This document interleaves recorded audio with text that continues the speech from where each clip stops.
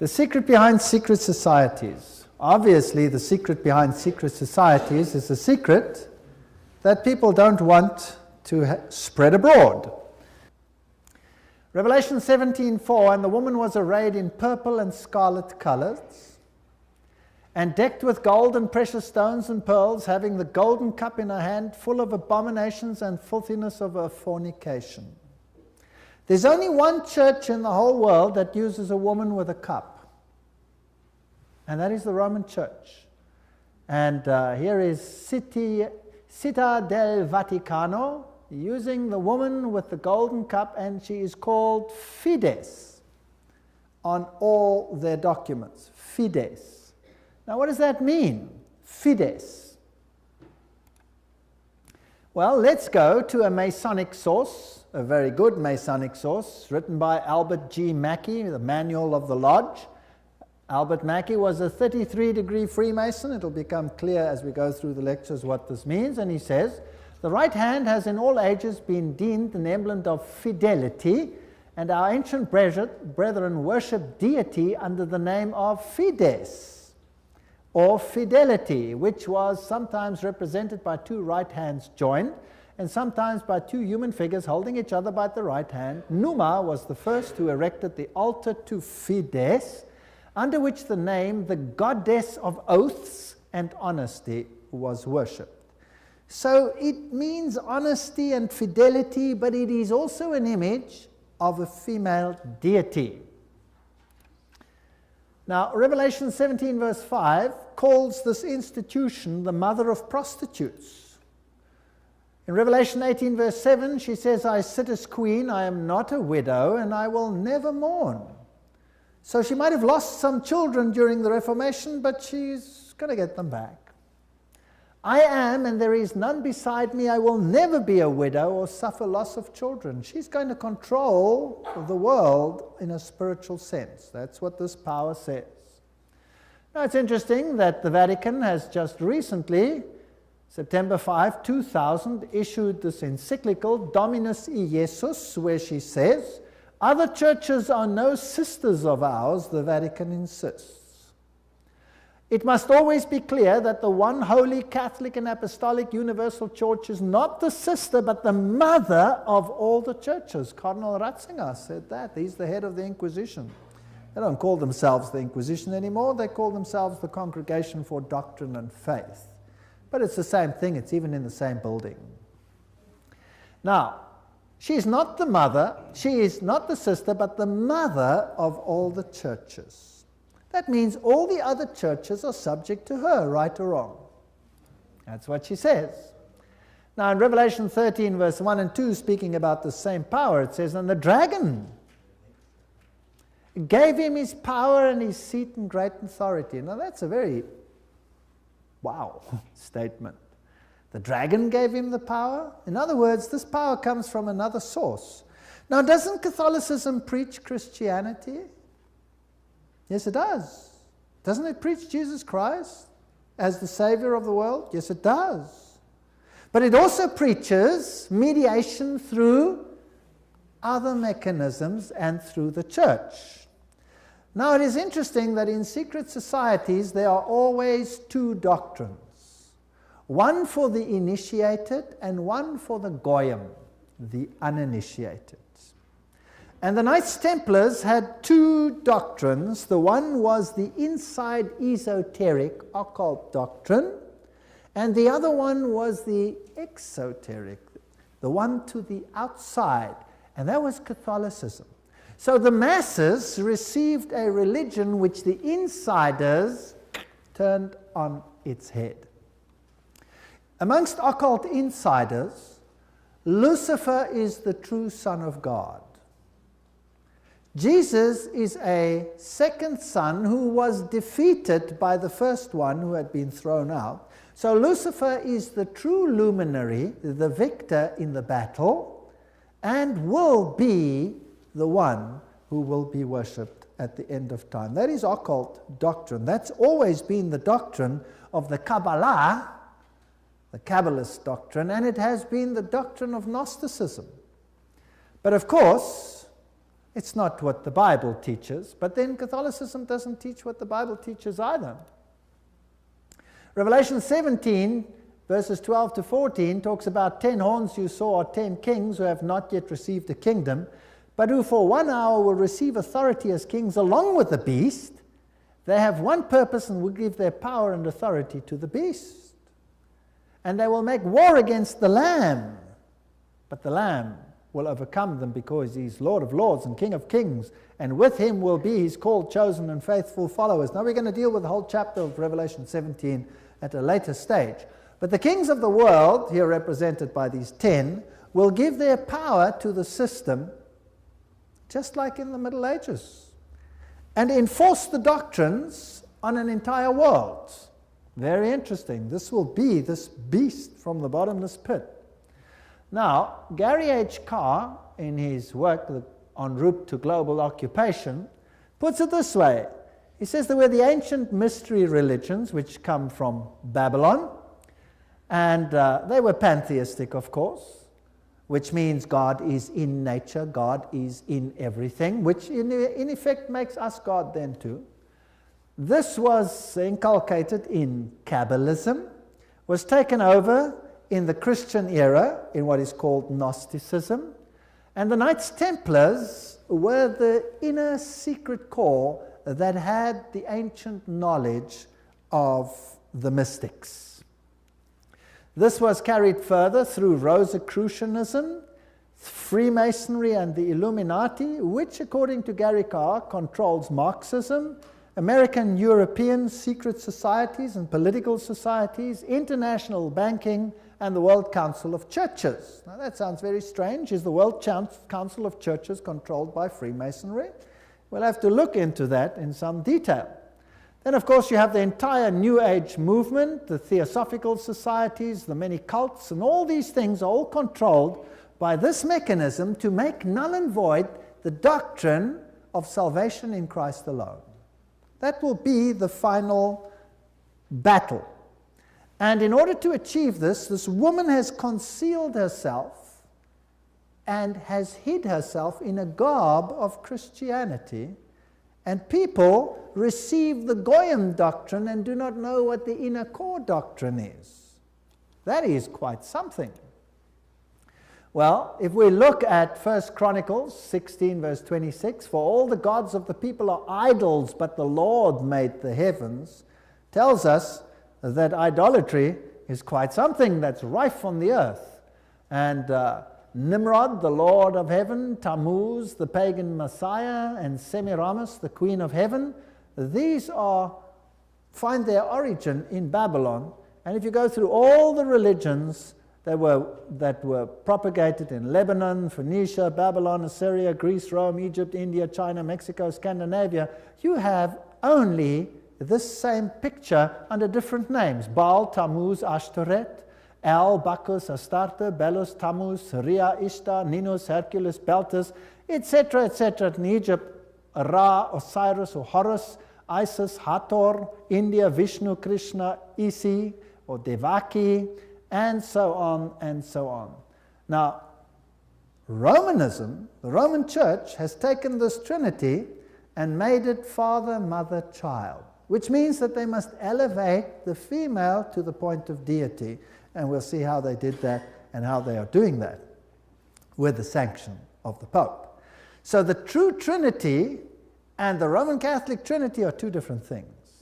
For the Goyim, it's Father, Son, and Holy Spirit. For the inner circle, it's Father, Mother, Child, which is none other than Baal, Tammuz, and Ashtoreth, if you want to take it back to those times. Jupiter is the god who is worshipped under Petrus, the rock. And Ubi Petri, where Peter is, there is the church. So here's another rock which takes the place of the true rock. Christianity and the secret societies, we could just summarize it as follows. The old Babylonian religion gave rise to Kabbalism. Via the Essenes and others, Gnosticism came into existence, and Gnosticism was founded by Simon Magus. This comes from no other source than History de la Magie and by Eliphas Levi. Wow, that's a high Masonic source. So Gnosticism, founded by Simon Magus. Then this Gnosticism, with its secret doctrine, was eventually, over time, through many intermediary organizations, carried over to the Knights Templars. And the Knights Templars were a group of a Roman Catholic order, if you like, that were set over the temple site to protect it. And they had strong links to Islamic societies, the Ismailis, the Karmatites, the Fatimites, the Druzes, and the Assassins.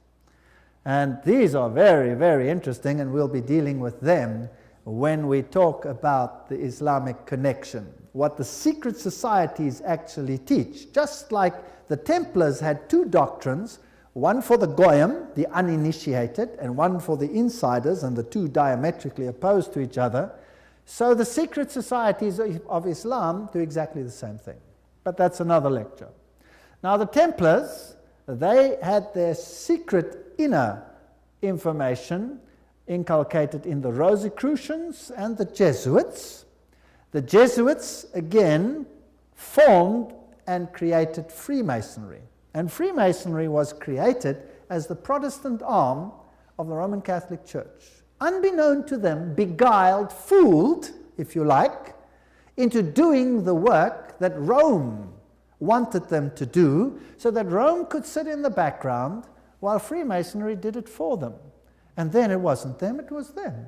And it was mainly Protestants that were doing it, and not Rome. Very clever. Very, very clever indeed. So now let's have a look at these Knights Templars.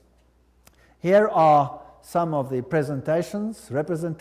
This is Desmaloy, the founder of the, or not the founder, but the leader at the time of its dissolution of the Knights Templars.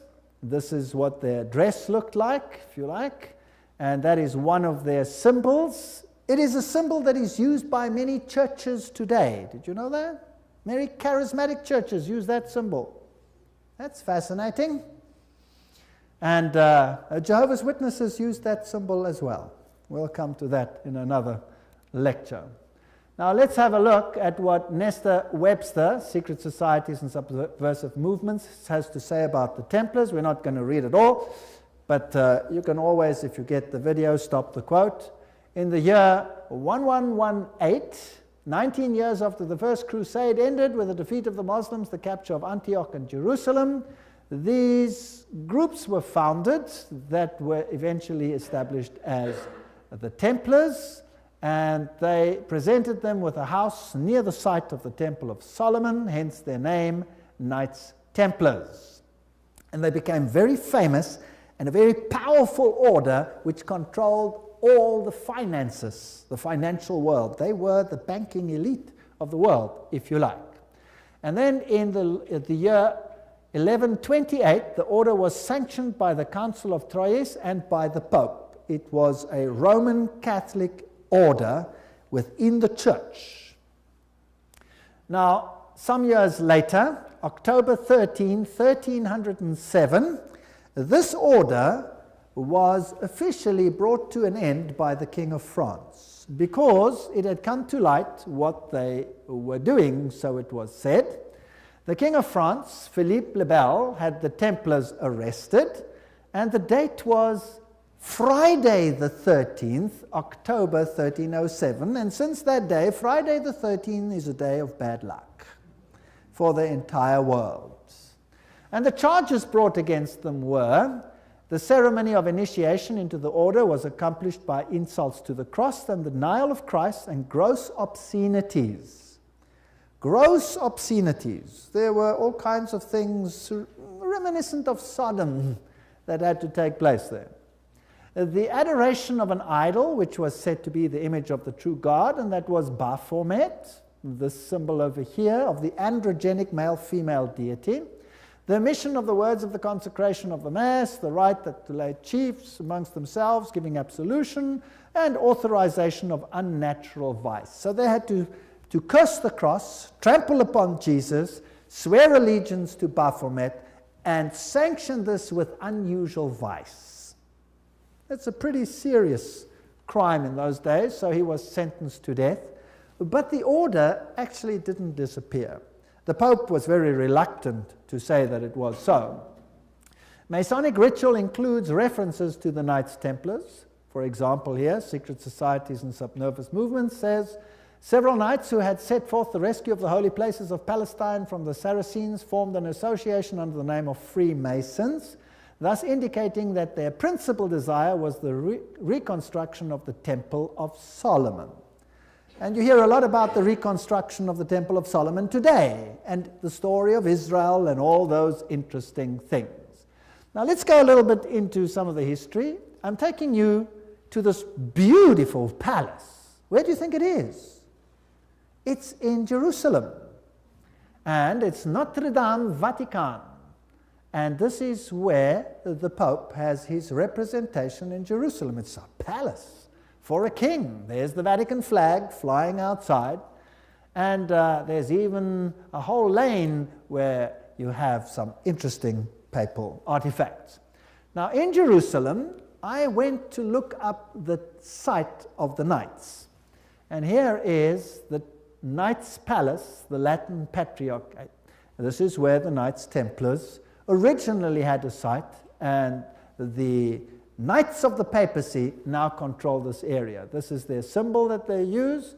That is also the Knight's shield, which is used by many religions today. The Rema Church uses that symbol, for example.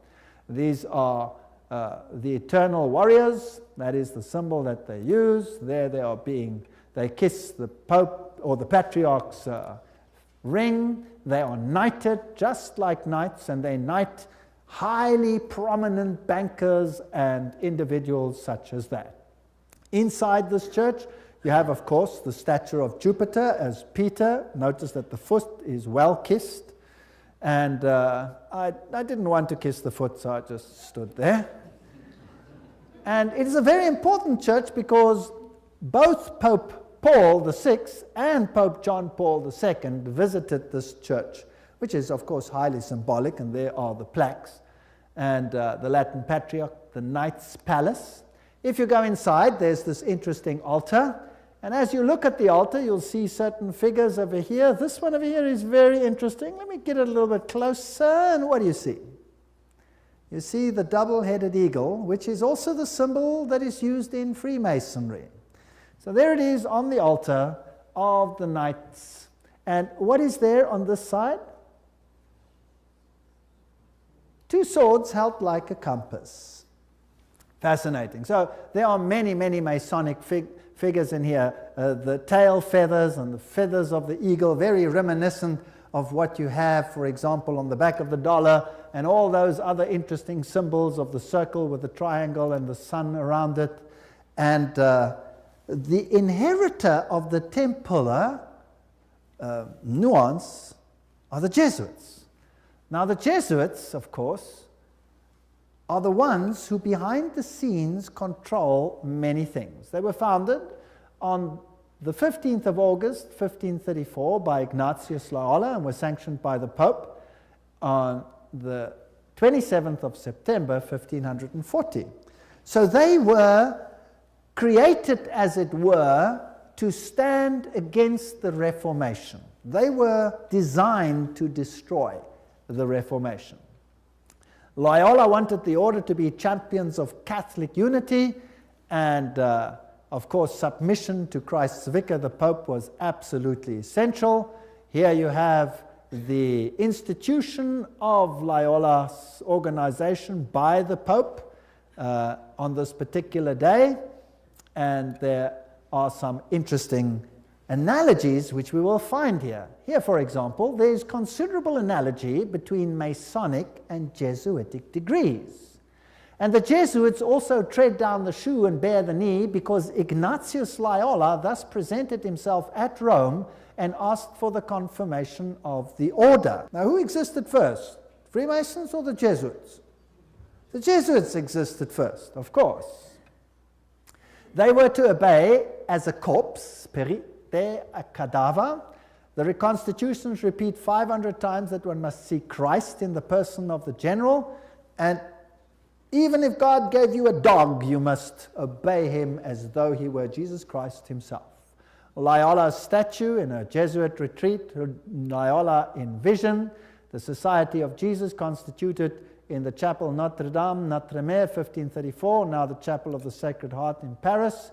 Many, many occult incrustations, and this is the famous Jesuit oath that each Jesuit makes when he becomes a Jesuit. Now, it'll tell us something about the character of the Jesuits. There it says, I, and he fills in his name, in the presence of God and all the saints and all these things, swear that His Holiness the Pope is Christ's vice-regent and is the true and only head of the Catholic Universal Church, etc. It also says here that this power was given by the Savior, Jesus Christ. He has power to dispose heretical kings, princes, states, commonwealths, governments, all being illegal without his sacred confirmation, and that they may safely be destroyed. So a Jesuit swears that if a government is not subject to Rome, it can be what? Destroyed. I further declare that I will help and assist and advise all or any of His Holiness's agents wherever I shall be, and do my utmost to extirpate the heretical Protestant or liberal doctrines. Liberal doctrines are doctrines where you decide what you believe. You take the liberty of making your own choice rather than allowing the Pope to do it for you. And that will be destroyed, and all their pretended powers. And that it doesn't matter where you send me in the world, I will obey. And I promise that I will have no opinion of my own. I will obey like a corpse. And I will make war, secretly or openly, against all heretics, Protestants, and liberals, as I am directed to do, to extirpate and exterminate them from the face of the whole earth. I will spare neither sex, age, nor condition, and I will hang, waste, boil, flay, strangle, bury alive these infamous heretics, rip up the stomachs and wombs of their women, crush their infants' heads against the wall in order to annihilate forever their execrable race. That's quite a nice Christian promise, would you agree? Very Christian promise. Did they do it? Well, the Waldenses, they smashed the children's heads against the rocks to make the parents rescind.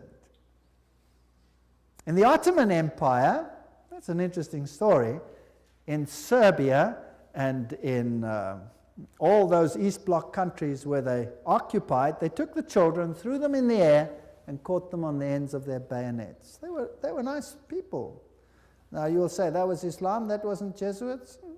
Well, debatable. We'll talk about it another time.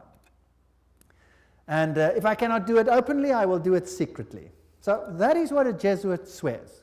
This is the famous Pontifical Gregorian University in Rome, the most prestigious Catholic university in the world. The Jesuits, in all their enclaves, have their figures in caves. Now, in paganism, all the deities come out of the cave, and they have the letters IHS, which actually stand for Isis, Horus, Set, which is the Egyptian Trinity.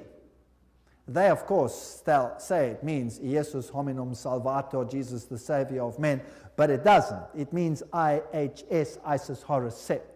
And their symbol is the triangle with the all-seeing eye in it for this deity. They also use the pillar, the stela, if you like. They have the symbol of the triangle with the eye in a circle, which is also the symbol used in the New Age movement. And we saw that Gary Carr says that Freemasonry controls the New Age movement and the Jesuits control the Freemasonry, or created it. This is the University of the Jesuits in Prague. On top of it, they have Atlas, not Jesus Christ. If you go to a more modern Jesuit enclave, like this one in Germany, I visited this. I'm quite cheeky sometimes. There I am. And took a picture, and inside they have this picture of Christ. This is not Christ. This is Atlas, holding the world on top of his shoulders, disguised. They have these symbols up against the wall. There, this symbol is the symbol of Hermes. If you take away the cross, then you have the symbol of Isis. This is paganism at its best. And these symbols over here are nothing. Here it is, Jesuit Kirche, when it was built, etc. And their symbolism, Maria, the M is the Masonic M, the triangle, Ria, the goddess. Here is a church in Germany, a cathedral. Inside you will see this circle with a cross in it, the crossed swords, symbol of all symbols used also in Freemasonry. Now if you go back to ancient Assyria, that was a very prominent cross. It was the Maltese cross. It comes from ancient paganism. They have the symbols of the star over here, two stars one over the other, or two crosses one over the other. They have the compass, they have the moon with a disc in it or a star in it, which is the symbol that Islam uses, for example. They have the solar calendar and the triple crown. All of these are used by the papacy. Upside down crosses represent victory over Christ. Hammers and compasses and sickles, these are symbols that are prevalent in the world. There's Jesus standing above the skull and crossbones, which is a symbol of Jupiter, the god Jupiter, who is a symbol, of course, who is Lucifer. Upside down crosses again. This is a very important cathedral in Europe, in Germany, where all the political leaders come together. If you go there, you will have Janus, the two-headed one, and then you have the statue so-called of David, but of course it isn't David, it is the god Pan, because he has a pan flute in his hand, and David didn't play a pan flute. So I went to look for the dark side of Pan, because there's a light side and a dark side, and I found him. There he is, the hoofed one in the same cathedral. So they hide their occult symbolism. If you enter into the hallway, you find this over here. This is the god Anubis. It's got nothing to do with Christianity. There you have him as well. Plus you have the phoenix rising from the ashes. Plus you have the symbol of Jupiter and a whole host of other symbols over there. And in their side chapel, you have all the signs of the zodiac serving the various deities like Mars and Aquarius, etc. And the doorknob is a yin-yang. This has nothing to do with Christianity. They use the symbol of the compass and Jupiter and the PX symbol over there, which you will find in virtually every single Christian denomination upon the face of the earth. The phoenix rising from the ashes, the peacock, all symbols of Lucifer. Here you have the PX with a circle with a dot in it, and you say to yourself, but isn't that a symbol of Christianity? No, this is a symbol of Horus. This has got nothing to do with Christianity. They use pine cones. Let's ask Albert Mackey, 33-degree Freemason, to tell us what the symbol means. The point within the circle is an interesting and important symbol in Freemasonry. The symbol is really a beautiful but somewhat abstruse allusion to the old sun worship, and introduces us for the first time to that modification of it among the ancients, the worship of the phallus. So it's a pretty filthy symbol at that. It deals with male organs. Wow. So that comes from the horse's mouth. So that's what it means. Now what's the PX mean? Let's go to the best Masonic source in the world, Morals and Dogma, page 292. And in case you don't believe me, I photocopied it so that you can see it. There you can see the symbol. Can you see that? It is the staff of Osiris. On the medal of Constantinople, in hoc signat eris, whatever the inscriptions. And then some other interesting things. So this is the staff of Osiris. And then it goes through the mystic Tau and the crosses and the stars of David. And then he uses this one as well. Interesting symbol. He says the vestment of the priest of Horus were covered with these crosses. That's a Maltese cross. Remember that I showed it to you on the Assyrian king? Now who wears that on his vestments? Well, let's have a look. Oops, there it is. Who's wearing it? The Pope is wearing it. So what is he? He must be the priest of Horus. So to the outside world, it seems like Christianity, but to the inner circle, it's occultism. On the floor of the cathedral in London, you have the tricolour, which is the triple yin-yang. And what does that mean? Well, let's go and ask the sources themselves. Celtic version of the yin-yang. That's what it is. The tricolour, the sea, good luck, cauldron, Celtic goddess, the goddess of wisdom and witchcraft. Who was enthroned in the French Revolution? Goddess of reason. witchcraft, reason, all these things, same deity. On the floor of the same cathedral, you find the mystic Tau. What does the Tau represent? Let's ask another Mason, Ward. He says it's the symbol of the male creative side of the deity, sign language of the mysteries. So again, it has a sexual connotation. What's it doing on the floor of a cathedral? So the Jesuits are the heirs of the occult religion, and they control the world through their agencies. They stand in the background, create sub-organizations, and everybody thinks they are not active. Let's ask them themselves what they believe. Here is the history of the generals of the Society of Jesus. These are all the generals, starting with Ignatius Loyola. They're all listed down there. We don't have to go through them all the way through to the present one that rules now, whose name is Peter Hans Kolvenbach. Nice German name. It's interesting that the Germans are very prominent in this. Peter Hans Kolvenbach is the head of the Jesuits. Cardinal Ratzinger, another German, is the head of the Inquisition. They seem to be pretty much in control. What does he look like? There he is, Peter Hans Kolvenbach. You're looking probably at one of the mightiest men on the earth today, if not the mightiest. He's the Black Pope. Here you have the cave of Loyola. Here you have George W. Bush and the Pope in audience with each other. And they don't do anything by chance. They just happen to do this exactly under that picture I showed you, where Loyola receives his commission from the Pope. Now, the ceremony of induction and the extreme oath of the Jesuits, Library of Congress, catalog card, there it is. You have been taught to insidiously plant the seeds of jealousy and hatred between communities, provinces and states that were at peace, and incite them to deeds of blood involving them in war with each other, and to create revolutions and civil wars in countries that were independent and prosperous, cultivating the art and the sciences and enjoying the blessings of peace, to take sides with the combatants and to act secretly in concert with your brother Jesuit, who might be engaged on the other side, but openly opposed to that with which you might be connected, only that the church may be the gainer in the end, in the conditions fixed in the treaties for peace, and that the end justifies the means. Whoa! This is Hegelian science. Two opposing viewpoints, dialectic thinking. You war the one with the other, and you rub them up until nothing is left. It's called thesis, antithesis, and the resultant clash brings synthesis, that which you want. Now note that the Jesuit can be very active on the one side, but he can be equally active on the other side. So this is all a process whereby they wish to attain things. The 30-Year War.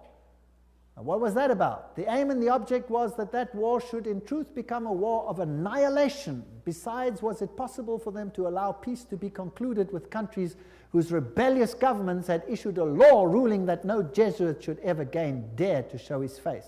Do you know that the Jesuits were thrown out of virtually all countries, including Catholic ones, because they were so divisive?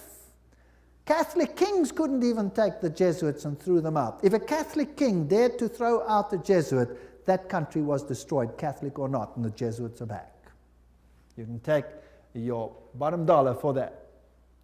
So, the frightful responsibility for this terrible 30 Years' War must rest upon the Emperor Ferdinand II and his teachers, rulers, and bosom friends, the sons of Loyola. Every single thing I'm saying is a quote. Popery, an enemy to civil religious liberty. In 1550, Pope Julius declared his claim to universal temporal political power, evidenced by a new coin he issued, its motto having read, "The nation and kingdom that will not serve me shall perish." Now please note that this is a Roman Catholic statement, that the nation and the kingdom that does not serve the papacy will perish. What does that mean in terms of Protestant countries then? Are they going to be in trouble, yes or no? I would say yes, they will be in trouble. Thomas Aquinas, the great philosopher of the Roman Catholic Church, said, "The Pope by divine right has spiritual and temporal power as supreme king of the world. The Pope of Rome, as head of the papal government, claims absolute sovereignty and supremacy over all the governments of the earth." All the governments.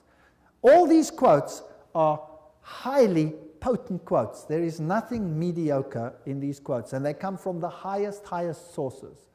The right of deposing kings is inherent in the supreme sovereignty which the popes as vice-regent of Christ exercise over all Christian nations.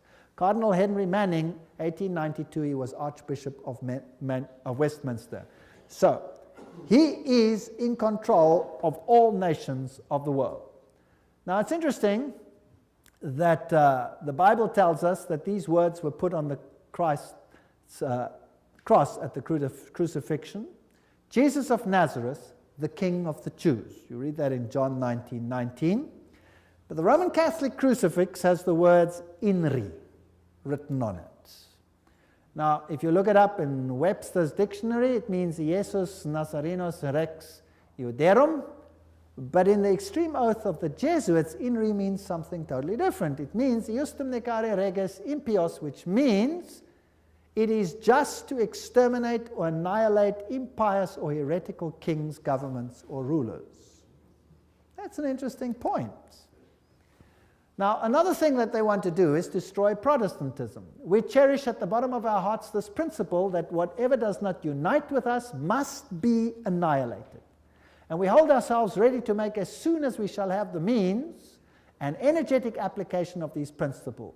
Protestantism is already wearing out and sinking to decay.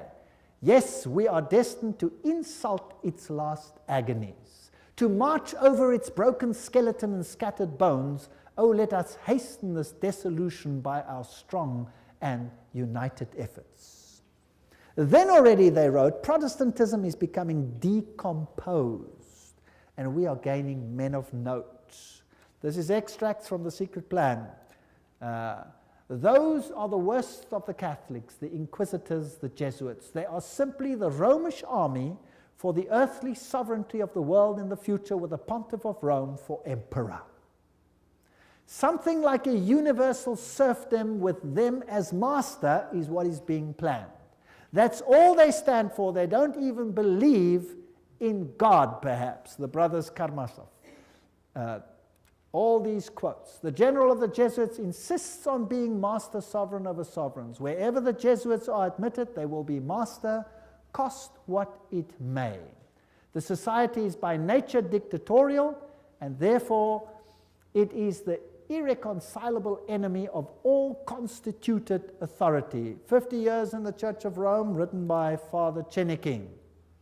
Ignatius Loyola says himself, the power of the general will be so unlimited that should he deem it necessary for the honor of God, he shall even be able to send back, or in another direction, those who have come direct from the popes. So this is a powerful order. Friedrich von Hartenberg said, never before in the course of the world's history has such a society appeared. The old Roman Senate itself did not lay schemes for world domination with greater certainty of success. They want world dominion, with the Pope enthroned as the universal ruler. The Roman Catholic Lafayette said, it is my opinion that if the liberties of this country, the United States of America, are destroyed, it will be by the subtlety of the Roman Catholic Jesuit priests, for they are the most crafty, dangerous enemies to civil and religious liberty. They have instigated most of the wars of Europe. These are prominent people speaking. Morse, he's the founder of the Morse Code, the inventor of the Morse Code. He said, and who are these agents? They are for the most part Jesuits, an ecclesiastical order proverbial through the world for cunning, duplicity, and total want of moral principle, an order so skilled in all the arts of deception that even in Catholic countries, in Italy itself, it became intolerable and the people required its suppression. That's another prominent man. Archduke Maximal Francis said, they have so constantly mixed themselves up in the court and state intrigues that they must in justice be reproached with striving after universal dominion. And we could go on and on and on. This is a very interesting one. This is Michelangelo Tamburni, 1720. This is the Jesuit of the general of the Jesuits, the general speaking to the Duke of Brancas, and he said the following: "See, my lord, from this room I govern not only Paris but China. Not only China but the whole world without anyone knowing how 'tis managed." Interesting. This is what the Jesuits themselves had to say. The Pope's confessor has to be a Jesuit. And the Pope himself has to come to a Jesuit to confess. The Vatican Empire, everything I say is a quote. This here is Jean-Baptiste Janssen. He ruled from 1946 to 1964, and he looks like a charming gentleman, very cheerful. But nevertheless, you can see that this photograph was taken from the Saturday Evening Post, 1959, and this is what he is in command of. And now we will want to deal with these issues in the next session. He controls the following secret societies: the Sovereign Military Order of Malta, so he is in control of the Knights of Malta; the Scottish Rite Shriner Freemasonry; the Order of the Illuminati; the Knights of Columbus; the Knights of the Ku Klux Klan; B'nai B'rith, the Nation of Islam and its private army called the Fruit of Islam; the Mafia Commission, Opus Dei, along with a host of lesser brotherhoods. So each one of those secret societies is controlled by the Jesuits. Persecution of the Catholic Church in Germany has been directed only against those elements which did not entirely submit to the ever-increasing centralization of authority in church and state. So sometimes it looks as if even the Catholics are suffering, but only those Catholic groups that are not totally submissive to this system will be subjugated. Some Catholic orders were actually opposed to the Jesuits. They were killed, they were wiped out. In the French Revolution, the Dominicans had taken over the Inquisition from the Jesuits. Boom, they were zapped. And the Jesuits took it back. Its objective was, and is still, to destroy the effects of the Reformation and to re-establish the Holy Roman Empire of the German nation. A greater Germany, in other words, must be made again the center of a revived Holy Roman Empire. Leo H. Lehman, 1942, an American historian, said that. Isn't it fascinating that the Russian president, or a Russian president, let me put it that way, and many political leaders have given the assurance that Germany will once again play a greater role in the new Europe today? Isn't it also fascinating that it was a Jesuit priest, Father Stempfler, and not Hitler, who wrote Mein Kampf? In fact, you can read it on Mein Kampf itself. Now, the SS used this symbol of the skull and crossbones. What was that a symbol of? Do you remember? It was the symbol of Jupiter, the god Jupiter, the god of death. It's also the symbol of Osiris, who was the god of death. Anubis is just another form of Osiris. He is the god of death. He's the god of the dead. But Jesus says, I am the God of the living. I am not the God of the dead. I'd rather serve the God of the living. The SS was organized by Himmler according to Jesuit order principles. The rules of service, spiritual exercises prescribed by Ignatius Loyola constituted a model which Himmler strove carefully to copy. Absolute obedience was the supreme rule. Every order had to be executed without comment. Every single statement is being read from a reputable source.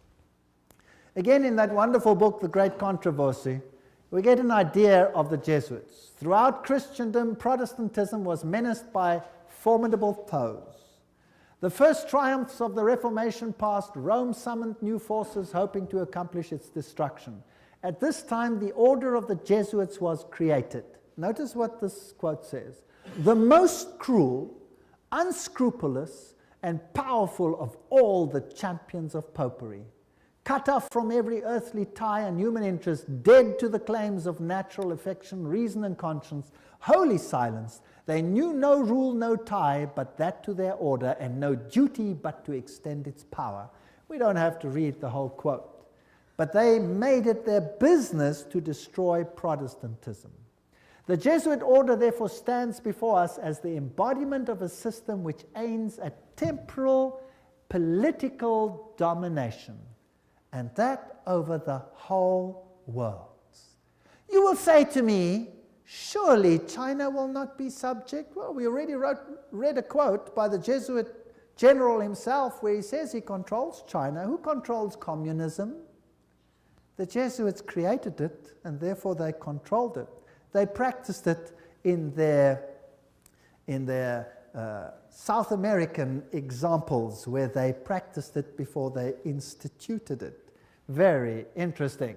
This is Count von Hernsbruch, 1911, German noble and ex-Jesuit, who says this very thing. At what then do the Jesuits aim? According to them, they seek the greater glory of God, but if you examine the facts, you will find they aim at universal dominion alone. It is they who rule the world. One quote after the other. Moreover, the Pope has thousands of secret agents worldwide. They include the Jesuits, the Knights of Columbus, the Knights of Malta, Opus Dei, and others. The Vatican's intelligence service and its field resources are second to none. Even Dave Hunt, American Baptist historian, says that. So, let's have a look at some of these institutions. Let's have a look at Freemasons. The Grand Design Exposed says, the truth is the Jesuits of Rome have perfected Freemasonry to be their most magnificent and effective tool, accomplishing their purposes among Protestants. Now surely the members of Freemasonry themselves must be deceived, because if they saw it, they wouldn't do it, right? So actually the order is being used and they themselves are deceived. And only within the order, higher up, are those chosen ones who know, and they are controlled by the Jesuits for Rome. Very clever. Very clever to make Protestantism do what you cannot do openly because you have been fingered by Protestantism as the Antichrist. So this is very interesting. This is a Templar fortress and a church on the island Mallorca, Spain. And there again you have the double-headed eagle, and you can go to virtually any church on that island and you will find the double-headed eagle over the altars of these churches. As I've said, Adam Weishaupt was the father of Jacobinism, and he is the one who is also the founder of the Illuminati. From the Jesuit college at Ingolstadt, it is said to have issued the sect known as the Illuminati of Bavaria, founded by Adam Weishaupt. Its nominal founder, however, seems to have played a subordinate, though conspicuous, role in the organization of the sect. You see, again, they use a front and a front and a front. Now, here are two Jesuit generals. This one over here is General Ricci, and this is General Ledochowski. And very interesting, this one over here, 1773 to 1840, he ruled during the order's suppression. Now notice this, the Vatican itself suppressed the Jesuits, between 1773 and 1814. What happened to the Vatican in that time? There was a mortal wound. And the Pope was taken into exile and he died. Isn't that correct? So who gave the mortal wound to the papacy?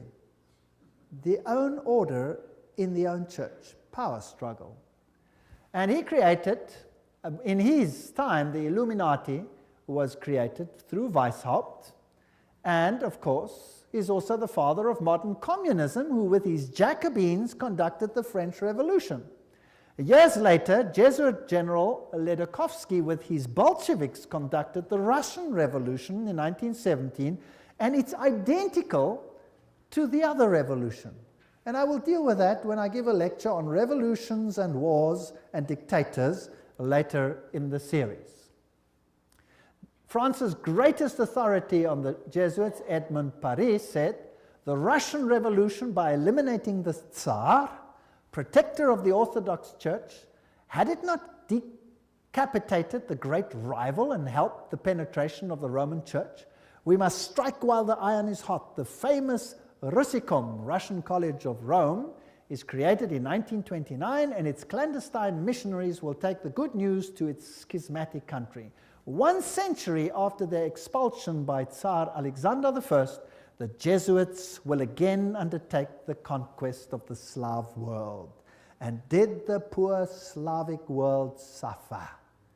They were slaughtered by the millions. History will show what happened there when Stalin, probably one of the greatest mass murderers of all time, did his thing.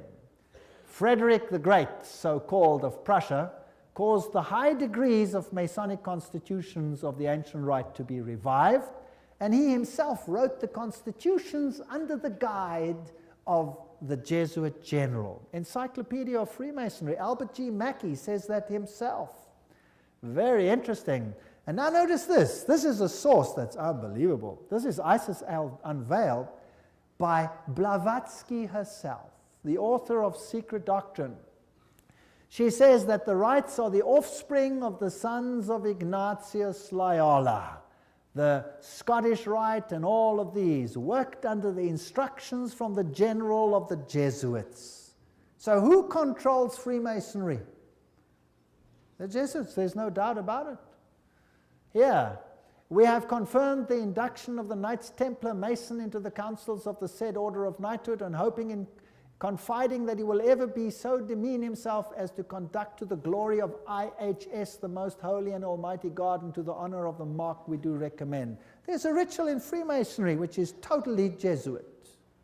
So the Jesuits control Freemasonry. Here's a Freemason temple, if you like. It's in Oklahoma. There is IHS. This is a Freemason temple. It's a lodge. There is IHS in it. There are still old ladies, male and female, about the country who will tell you with grim gravity that if you trace up Masonry through all its orders till you come to the grand tip-top head Mason of the world, you will discover that the dread individual and the chief of the Society of Jesus are one and the same person. James Patron, American historian. There are many that say these things. Knights of Malta. The Freemasons are in the foreground, while the Jesuits and the Knights of Malta are in the background. The Jesuits control even the Knights of Malta. Now, who are they? Well, they are headquartered in Rome, these knights. They used to be on an island, but besides that, they used to be a military order. They are still a military order. They are knights. They control the banking of the world, the industry of military complexes of the world. They oversee Chase Manhattan Bank with all its branches. They rule all the intelligence communities, the KGB, the CIA, and all of these things to restore the Dark Ages. Everything I'm saying is a quote. I'm saying nothing. Don't accuse me of saying anything. I'm just reading. Who are they? Well, here's the head of the Knights of Malta at the moment in America. This, well, he's dead now. This is Francis Joseph Cardinal Spellman, Cardinals of New York. And their headquarters is St. Patrick's Cathedral, the diocese of the Archbishop of New York. There are the various ones. Here's Terence Cardinal Cook. Then was Cardinal O'Connor, and currently Cardinal Archbishop of New York, Edward M. Egan. Now let's have a look who the members of the Knights of Malta are. That should be interesting. Some past, some present. General Alavena, George Anderson, Angleton, Azru, Bertie, Bobs, Bonaparte. Does that name ring a bell? Borges, Bradley, Brady, Pat Buchanan. Does that name ring a bell? James Buckley, Prescott Bush, does that ring a bell? Frank Capra, William Casey, does that ring a bell? CIA, Cisnero, Cooks, Coughlin, Loach, Giscard d'Estaing, does that ring a bell? President of France, Bill Donovan, Alan Dulles, Avery Dulles, Edward Egan, that's of course the Cardinal himself, Franz Egon, John Farrell, Flanagan, Flynn, Gelly, Galen, Gorman, Grace, General Alexander Haig, does that ring a bell? Otto von Habsburg, wow. Conrad Hilton, Heinrich Himmler, he was at Knights of Malta. J. Edgar Hoover, FBI, CIA fame. Joseph Kennedy, Ted Kennedy, Larkin, Lehman, Lorenza, Luce, Henry Luce, founder of all the great magazines and Time magazine and all of them. Great publishing magnate, MacDonald, Manhattan, you name them, all of them, O'Neill, Otis, Franz von Papen, the legate who worked with Adolf Hitler, Perón, Rocco, the list goes on and on and on, Frank Shakespeare, Martin Shea, even Frank Sinatra was a Knight of Malta, for interest's sake. So there are prominent men who are Knights of Malta. Now, what about the Knights of Columbus? The founder of the Knights of Columbus is Father Michael McGivney. He lived a very short time, then he died. He was very young. He died at the age of 38. There is their emblem, and this is their official home webpage. You can just take it straight off, and you can see something fascinating. What is that? Hello? Do you remember what it is? A little bundle of rods that you also found in the French Revolution, right there in the Manifest of Human Rights. What is it? Fasciae. And they've got a wreath around them. What does that mean? All power in one man. Who will that man be? Who do the Knights Columbus, founded by a Roman Catholic priest, want to see the power vested in? The Pope, of course. The Knights of Columbus, founded at New Haven, Connecticut, 1882. Then it was already considered 300,000 strong. Only Roman Catholics are eligible. It is initiative to service in 4 degrees. It's the heart and soul of politics. You cannot get into politics if you don't have the stamp of approval of these guys. The fact is well known to political machines and non-Catholic politicians whose candidates must receive the approval of Rome and the Knights before they dare nominate them for either dog pound or presidency. The Knights of Columbus' principal business is politics, a Jesuitical politics. A menace to the nations, Jeremiah Crowley, is the quote. These are serious accusations. There they are, with their fasciae, which will become clearer as we go on, and we can see where we are heading. For today, Rome considers listen to this. Today, Rome considers the fascist regime the nearest to its dogmas and interests.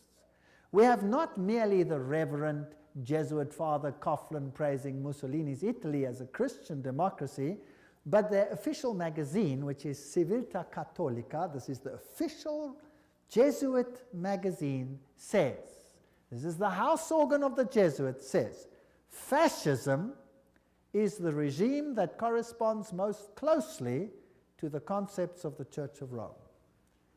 This is scary. Have you noticed lately that there is more and more control? Have you noticed some of these things? Have you noticed that you are being treated more and more like someone who has to bow 20,000 times before the powers? Then there is the organization Opus Dei. Is a semi-secret religious lay order with paramount objective is total support of the papacy. And these people walk around with clamps that tear into their flesh so that they have constant pain with every movement to remind them of their obligation. And they have high members, like presidents, for example, of Portugal is an Opus Dei member. Then we have the Skull and Bones organization. And who are they? Well, they have this interesting skull and bones. What does it represent? You know that by now. Jupiter, and they have the number 322. If you look up Genesis chapter 3 verse 22, you will find, now man has become as like one of us, knowing good and evil, raising man to the level of deity. This is Yale University, the place where they are. Now let's consult one of the greatest authorities on skull and bones. That is Anthony Sutton. Let's ask him who he is. Educated at the Universities of London, Göttingen, California, former research fellow at the Hoover Institute, Stanford University, as well as economics professor of California State University. He had the guts to speak out and write a book, and it cost him dearly. But nevertheless, let's quote him. There is the book, Anthony Sutton, America's Secret Establishment, an Introduction to the Order of Skull and Bones. So that I don't say it, let's quote it. Skull and Bones, it's over, it's Bush. Bush won the election. Let's watch this video. Yale University, the scions of America's first families confess their sexual exploits from a gruesome coffin. In a smoke-filled room, a handful of power brokers manipulate the global economy. These are the purported activities of some of America's secret societies, groups with names like Bilderberg, Skull and Bones, and the Trilateral Commission. The Skull and Bones Society is founded in 1832 by 15 seniors at Yale University in New Haven, Connecticut. They establish a secret society with rules and rituals that remain unchanged to this day. The Skull and Bones initiation ceremony is said to be held in April in the tomb's basement. One distinguished member serves as master of ceremonies. Once enrobed, he is known as Uncle Toby. The shortest senior is appointed Little Devil and dons a satanic costume. A bonesman with a deep voice is dressed as Don Quixote. Another is dressed as the college's founder, Elihu Yale. Still another is given papal vestments. It would all be funny if it weren't for the fact that among the former bonesmen are 3 presidents: William Howard Taft, George Bush, George W. Bush, numerous senators and ambassadors, industrialists like William Whitney, CIA agents, State Department officials, and publishing magnate Henry Luce. Absolute secrecy is also required. In his 1999 autobiography, George W. Bush devotes just one sentence to his membership in Skull and Bones. Quote, "My senior year, I joined Skull and Bones, a secret society so secret, I can't say anything more." The secrecy, according to some researchers, is there to protect the fact that Skull and Bones funnels its initiates into positions of power and influence. The best-known bonesman is ex-President George Bush, who, according to tradition, is supposed to avoid admitting he's a member. Mr. President, are you a member of Skull and Bones? American Journal got a similar response when we recently asked George Bush Jr., the governor of Texas, about his membership. Does it still exist? I mean, the thing is so secret, I'm not even sure it still exists. Okay, so you'll see that George W. Bush is a member. They lie in a coffin. They bow down before a papal figure, swear allegiance. They do all kinds of weird sexual things in a coffin, which I'm not going to explain what they do here. It's pretty vile. And these are the presidents of the most powerful countries in the world, and they belong to secret societies such as this. The order, what it is and how it began. Those on the inside know it as the order. Others have known it for more than 150 years as Chapter 322 of a German secret society. That is very important. In fact, this was discovered when they broke in and stole some of the papers at that institution. It is officially known as the Russell Trust of 1856, or as the Brotherhood of Death, because they serve the god of death, who happens to be Anubis, if you like, Osiris, if you like, or Jupiter. The American chapter of the German order was founded in 1833 at Yale University by General William Huntington Russell. And Taft, the only man to be both President and Chief Justice of the United States. Interesting. Now, the German order, what does this actually mean? The Illuminati had its origin at the University of Ingolstadt, and recruits were from the student Corps. Of course, they had to be students with high connections, you know, sons of very high insiders. The order had its origin in Yale in 1833, but Skull and Bones is a chapter of a German secret society.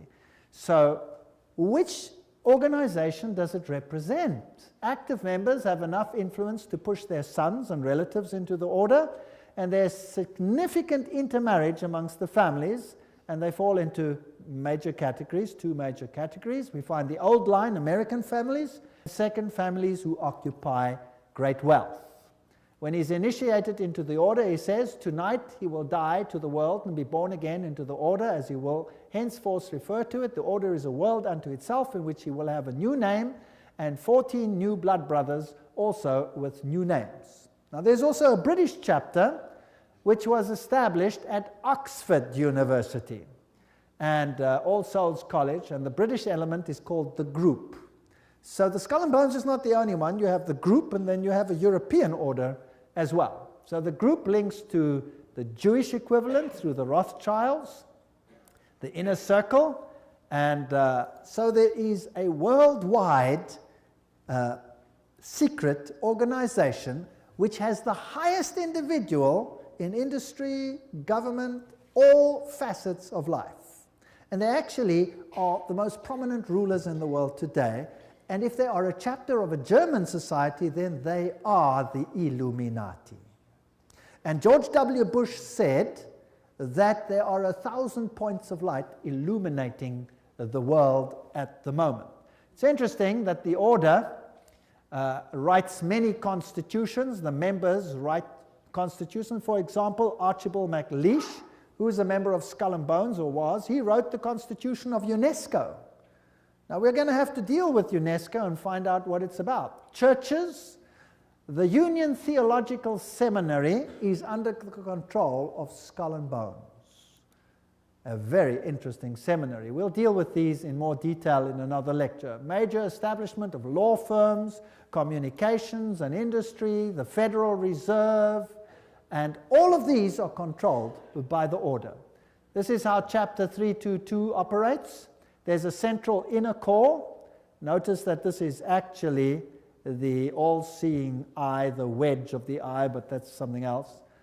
There's an inner core, there's an inner circle, there's an outer circle, there's an Atlantic Circle, the Bohemian Club, notice there, Bohemian Club, part of Skull and Bones, Pilgrim Society, Penumbra Order, Chapter 322 of the Order, the Trilateral Commission. That's how it's put together.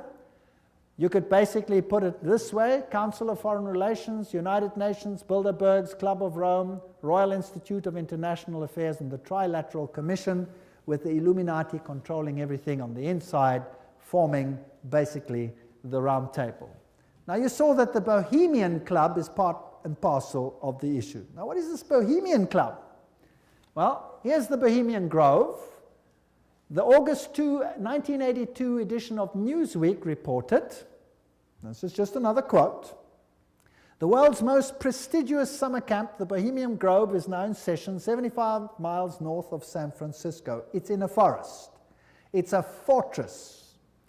But strangely, even fortresses can be breached, and one enterprising journalist managed to sneak in.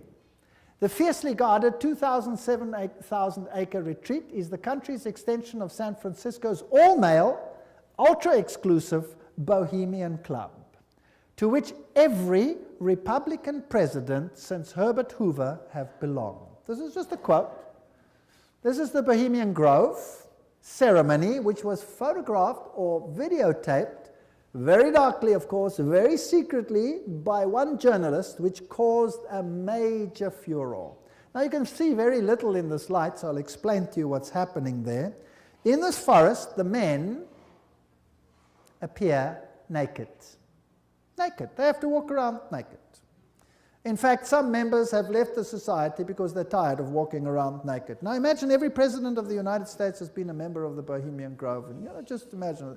The priests are dressed in vestments, papal vestments, and they pay homage to an owl because the owl sees in darkness. It has illumination. There are other rituals which I do not want to talk about that happen between all these naked men. And if you read your Bibles, you will find that those who worshipped in the groves were called the perverted ones.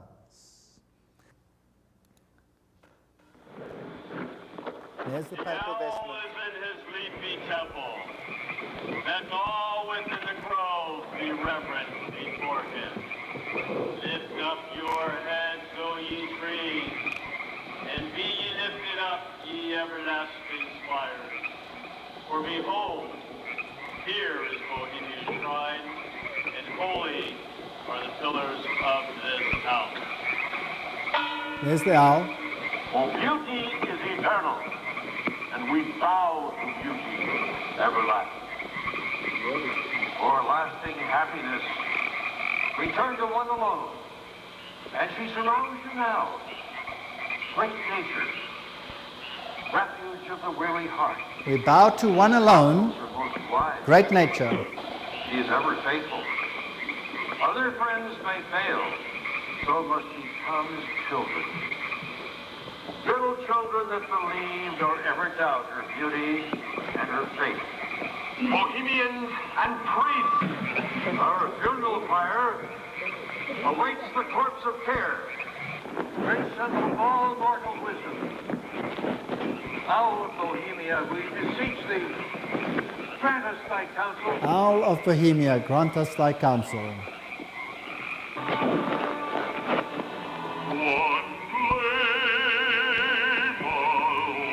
Well, that's just a part of the ritual, which shows that it is nature worship. It is condemned in the Bible, and yet, who are the members? Let's continue. This is an article in Mother Jones, August 1981, volume 6, page 28, and reports who the prominent members were. For example, George P. Schultz, Stephen Batchelor, Gerald Ford, Henry Kissinger, William Buckley. Can you imagine them all walking around naked, worshipping a stupid owl? I mean, that's so pathetic. Fred Hartley, Griffin, Haywood, Coors, Teller, Ronald Reagan, Clausen, George Bush, William French Smith, etc., etc., etc. It is pathetic. Modus operandi of the order. The activities of the order are directed towards changing our society, changing the world, to bring about a new world order. This will be a planned order with heavily restricted individual freedom. That's fascism. And I will show you the papal encyclicals that will make your hair stand on edge as to what is going to happen all over the world. And believe me, I live in a country where it's being implemented. And you can see it happening every single day. It is scary. But you don't have to be afraid if you know why it's happening. If you do not know why it is happening, you will despair, and there are thousands who are putting bullets through their head because they cannot tolerate it. 4,000 farmers driven off the land and murdered in my country alone. They lose everything, they lose hope, they put bullets through their heads, they wipe out their entire families because it's better for them to die than to live with it. And you know what? You give a lecture like this and you show what's behind it and why it's behind it, and guess what? They get hope. Because they see it's not just them and not something they don't understand. Once they start understanding the bigger picture, they gain hope. And they say, wow, so it's not really the end for us, because this is simply the sign that Jesus is coming soon. And there will be a better kingdom. Let us give our lives to Jesus Christ, because this world has nothing to offer. And they get hope. No constitutional protection if you go against it. They control education. I'll show you how in the lectures. Money, law, politics, economy, history, psychology, philanthropy, medicine, religion, media. There is nothing that they do not control. And remember, they are neither left nor are they right. So if there are right-wing parties and left-wing parties, they control them what? Both. That's the Hegelian principle. That's Hegelian logic. Remember that both Marx and Hitler, the extremes of left and right, presented as textbook enemies, evolved out of the same philosophical system, Hegelianism, that brings screams of intellectual anguish from Marxists and Nazis. Remember that the Jesuits were told that they must serve on this side and the other side. Remember that? And create conflict between the sides. This conflict of opposites is essential to bring about the change that they want. Today, this process can be identified in the literature of the Trilateral Commission, for example, where change is promoted under conflict management. Have you heard that name before? Right, conflict is essential. The state is absolute, so the state must have total control. That means the people must relinquish their rights to the state. Do you see that happening in the United States at the moment? Absolutely. So the state requires complete obedience. An individual does not exist for himself in these so-called organic systems, but only to perform a role in the operation of the state. That's exactly what it was like under Nazism. Here's Hegel. The two, Hegel and Kant, are the philosophers behind the system. I was stunned. I was in Europe 4 weeks ago, in Germany, and the leaders, the presidents of Germany, went down and put down wreaths in front of these people's graves and said, their philosophy has made the new Europe possible. They honored them. What a terrible, I would almost say satanic, well, why not just say it, philosophy.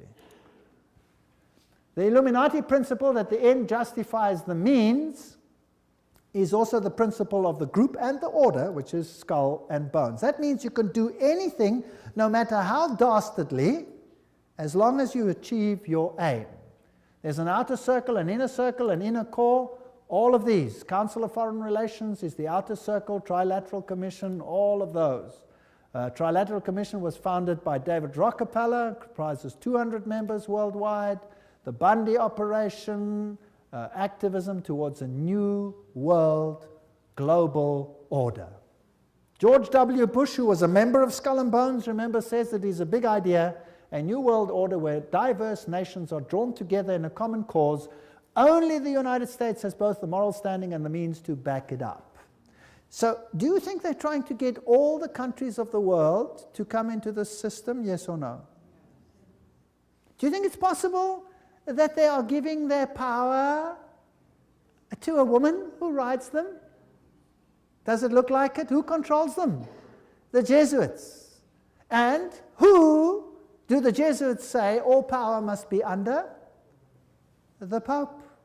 Isn't that correct? All right. So who do you think would clamor for a new world order more than anyone else? Maybe the Pope. Wouldn't that be interesting? Well, here he is. New international order urged for the sake of peace. When? January 3, 2004. His whole New Year's speech was dedicated to asking for the implementation of the New World Order. Vatican City, January 1, 2004. John Paul II started the new year by insisting that peace is possible and thus a duty, and he called for a new international order. CNN, what did that have to say? Pope calls for a new world order. Thursday, January 1, 2004. Vatican City, Pope John Paul rang in the new year on Thursday with a renewed call for peace in the Middle East and Africa and the creation of a new world order based on respect for the dignity of man and equality amongst nations. What did he say? This year, Pope John Paul directed his thoughts to the continuing conflict around the globe, but he stressed that to bring about peace, there needs to be a new respect for international law and the creation of a new international order based on the goals of the United Nations. He called for an order that is able to give adequate solutions to today's problems based on the dignity of the human being, this is human rights, on an integral development of society, on solidarity amongst nations, rich and poor, on the sharing of resources and the extraordinary results of scientific and technical process. You know, sharing of resources, have you heard of that before? Well, there's another term for it. It's called redistribution of wealth. Have you heard of that before? Right, now let me redefine that for you. To redistribute wealth means to take the wealth from the one who has it and give it to one who has not got it. Is that correct? Now, if you do that, which nations of the world will be hardest hit? The Catholic ones or the Protestant ones? The Protestant ones are the rich nations. Everywhere you can draw a line. Now, I will show you in the lectures that come that there are encyclicals which define how the redistribution is to take place. And how it is happening and how the encyclical says it should take place is what I can see happening in my country without the government lifting a finger against it. It is defined by need, as we will see. Now, there's another word for taking from one who has and distributing it to someone who does not have. It's called theft. Stealing. Thou shalt not steal, says the Bible. The Pope in Rome says, thou shalt steal. He does. Literally, I'll show you his encyclical. You will be stunned. This New World Order is going to be an exciting place. I don't want much part of it. Fortunately, my God says, my kingdom is not of this world. If it were, they would fight for me. But it is not of this world. My kingdom is up there. There where your treasure is, there your heart will be. I have managed, because I live where I live, to loosen myself from that which I own, because I know that it means nothing anymore. Do you know that in my country, if you go on a holiday, and you stay away for a while, and you come back, and your house is occupied, that you cannot put the new tenants out, even if the house is yours? Did you know that? Because they have need, therefore they have the right to take it, whether you own it or not. And this is not a joke, this is a fact. Scary. But who cares? I serve a God who has promised the most wonderful things, even temporal things, to those who serve him. Wonderful promises. I go to prepare a place for you, and I will come again to take you where I am also. In my Father's house are many rooms. I go. Actually, it doesn't mean rooms, it means mansions. God has prepared things for us which make this world sick by comparison. So let them have their kingdom, let them have their fun, because my God says this world will come to an end and the kingdom of God will reign forever and ever and ever. Don't miss the next lectures. We're now on a roller coaster ride that will take you to exciting places. Thank you for coming.